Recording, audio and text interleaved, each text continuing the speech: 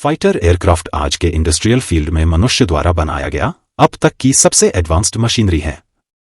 Fighter aircraft के लिए speed मुख्य विशेषताओं में से एक है, जो आधुनिक युद्ध के मैदान पर प्रासंगिक बने रहने के लिए प्रत्येक आधुनिक लड़ाकू जेट में होनी चाहिए। स्पीड अंततः फाइटर एयरक्राफ्ट को अलग करने वाले प्रमुख कारकों में से एक बनी हुई है। हालांकि आधुनिक युद्ध क्षेत्र में अब केवल स्पीड ही निर्णायक कारक नहीं रह गई है। उदाहरण के लिए F-22 रैप्टर इस सूची में सबसे स्लो फाइटर जेट है, और फिर भी शायद यह आज दुनिया का सबसे शक्तिशाली फाइटर जेट है। और इस प्रकार यह सवाल उठता है कि जब फाइटर एयरक्राफ्ट बनाने की बात आती है तो कौन सा देश आगे है, जो न केवल गुप्त और युद्धाभ्यास करने में सक्षम है बल्कि सबसे तेज भी है। USSR 71 ब्लैकबर्ड जासूसी विमान निस्संदेह दुनिया का सबसे तेज विमान था और अभी भी गैर रॉकेट विमान के लिए अधिकतम गति प्राप्त करने का रिकॉर्ड रखता है। हालांकि यह अभी भी फाइटर जेट नहीं था। इस वीडियो में हम आज दुनिया के सबसे तेज लड़ाकू विमानों पर एक नजर डालेंगे।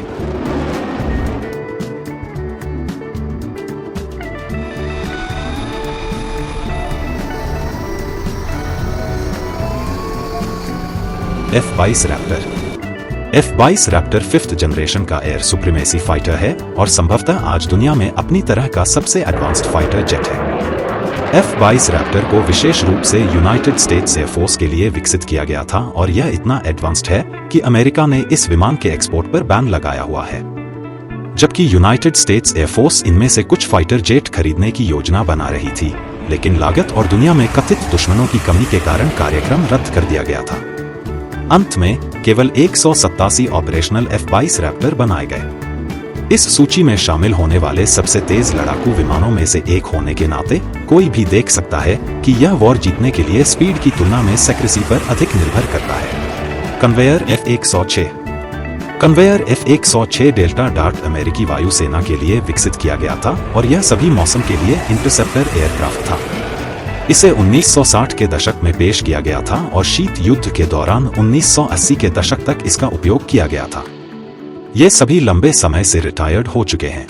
Crewman F-14 Tomcat. Crewman F-14 Tomcat 1554 मील प्रति घंटे की रफ्तार से उड़ने वाला एयरक्राफ्ट है। ये यूनाइटेड स्टेट्स नेवी के लिए विकसित किया गया था और मुख्य रूप से टॉम क्रूज की फिल्म टॉप गन में दिखाया गया था। इन्हें 1970 के दशक में विकसित किया गया था और 712 एयरप्लेन का उत्पादन करने के बाद अंततः 2006 में नेवी से रिटायर्ड कर दिया गया। दिलचस्प बात यह है कि ईरानी एयरफोर्स द्वारा इनको आज भी यूज किया जाता है। यूनाइटेड स्टेट्स नेवी ने F-14 को F-18 से बदल दिया है। F-14 अपने समय में एक महान फाइटर जेट था और अपने highly distinctive variable sweep wings के लिए वर्ल्ड फेमस था। इन्हें इंटरसेप्टर, एयर सुपीरियॉरिटी और मल्टीरोल फाइटर जेट के रूप में विकसित किया गया था। Eurofighter Typhoon. यूरोफाइटर टाइफून 1544 मील प्रति घंटे की रफ्तार से उड़ने वाला एयरक्राफ्ट है। इस सूची में शामिल होने वाला एकमात्र European made fighter jet Eurofighter typhoon एक मल्टीरोल फाइटर एयरक्राफ्ट है। हालांकि इसे मूल रूप से हवाई श्रेष्ठता भूमिका निभाने के लिए डिजाइन किया गया था।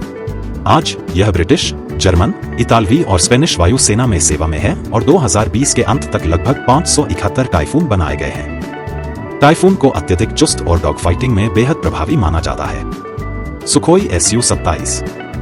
सुखोई Su-27 एक सोवियत निर्मित सुपर मैन्यूवरेबल फाइटर जेट है और इसे अमेरिका के F-15 ईगल और F-14 टॉमकैट जैसे चौथी पीढ़ी के लड़ाकू विमानों का मुकाबला करने के लिए डिजाइन किया गया था।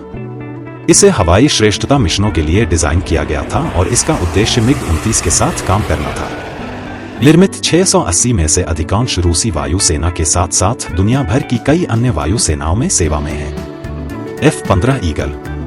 F-15 ईगल 1650 मील प्रति घंटे की रफ्तार से उड़ने वाला एयरक्राफ्ट है। यह सुपर एडवांस्ड लेकिन स्लो एयरक्राफ्ट है। 5th जनरेशन के F-22 रैप्टर के अलावा F-15 eagle United states air force का अन्य फाइटर जेट है और F-22 से काफी पुराना फाइटर जेट होने के बावजूद यह काफी सस्ता है और आज भी उत्पादन में है। F-15 की प्रसिद्धि के दावों में सबसे सफल मॉडर्न फाइटर जेट एयरक्राफ्ट में से एक होना भी शामिल है। इसने अन्य एयरक्राफ्ट के विरुद्ध 100 से अधिक हवाई युद्ध में जीत का दावा किया है और बदले में कोई नुकसान नहीं हुआ है। इनमें से अधिकतर हत्याएं इजरायली वायुसेना के साथ हुई हैं, MiG-25 और MiG-31। मिग-25 को 1960 के दशक में सोवियत संघ द्वारा विकसित किया गया था और यह दुनिया में अब तक सेवा में प्रवेश करने वाले सबसे तेज मिलिट्री एयरक्राफ्ट में से एक था। आज अधिकांश मिग-25 रिटायर्ड हो गए हैं और उनकी जगह बड़े पैमाने पर मिग-31 ने ले ली है।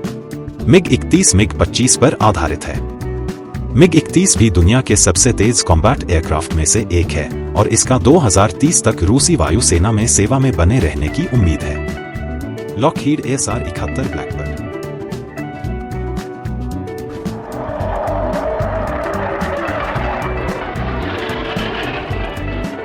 और विजेता लॉकहीड ASR-71 ब्लैकबर्ड है।